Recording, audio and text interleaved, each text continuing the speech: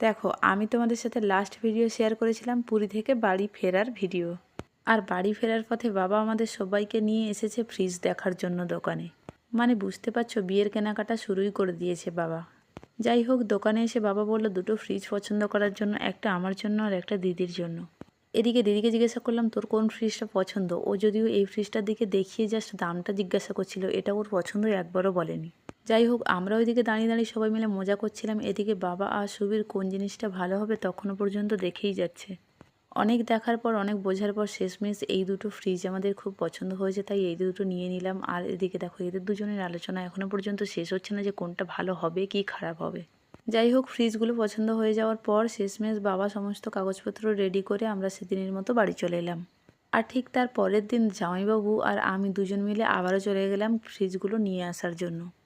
আর এদিকে দেখো, আমরা আসার একটু পরেই সাথে সাথে আমাদের ফ্রিজগুলোও রেডি করে দিল। আর তারপরে আমরা যে গাড়িটা নিয়ে এসেছিলাম ফ্রিজগুলো নিয়ে যাওয়ার জন্য, ওদেরই ছেলেগুলো সেই গাড়িটার উপর সবগুলো তুলে দিল।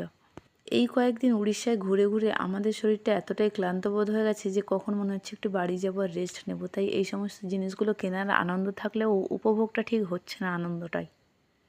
এই ভিডিওগুলো আমি তোমাদের সাথে এখন শেয়ার করছি, কিন্তু এই ভিডিওগুলো অনেক দিন আগের ছিল, প্রায় বলতে পারো দুর্গাপুজোর আগের। আর তোমরা যারা আমার ভিডিও সবসময় দেখো তারা অবশ্যই জানো যে আমরা উড়িষ্যা গেছিলাম বিশ্বকর্মা পুজো দেখতে, আর ভিডিওগুলো ছিল তখনকার। তার মানে বুঝতে পারছো, এতদিন ঘুরে ঘুরে আমাদের ঠিক শরীরটা আর শরীর নেই, কেমন হয়ে গেছে। সারাক্ষণ একটা ক্লান্তি ভাব অনুভব করছিলাম, মনে হচ্ছিল কখন বাড়ি যাবো আর রেস্ট নেবো। অবশেষে আমরা বাড়িও চলে এলাম। আর এদিকে জয়াকে বলছি ফ্রিজগুলো তো আমরা গাড়িতে তুলে দিয়েছি, তুই এখন নামিয়ে নে। আর জয়া বলছিল এটা কোনো ব্যাপার, এইভাবে ধরবো আর আস্তে করে রেখে দেবো। দিদি জিজ্ঞাসা করছিল এগুলো কি খুব ভারী। আমি বললাম না, দুজন মানুষ ধরে তুলে দিয়েছে, খুব একটা ভারী না। আমি আমার লাইফস্টাইলের কিছু কিছু জিনিস তোমাদের সাথে শেয়ার করি, সেটা অনেকের খারাপও লাগতে পারে আবার অনেকের ভালোও লাগতে পারে।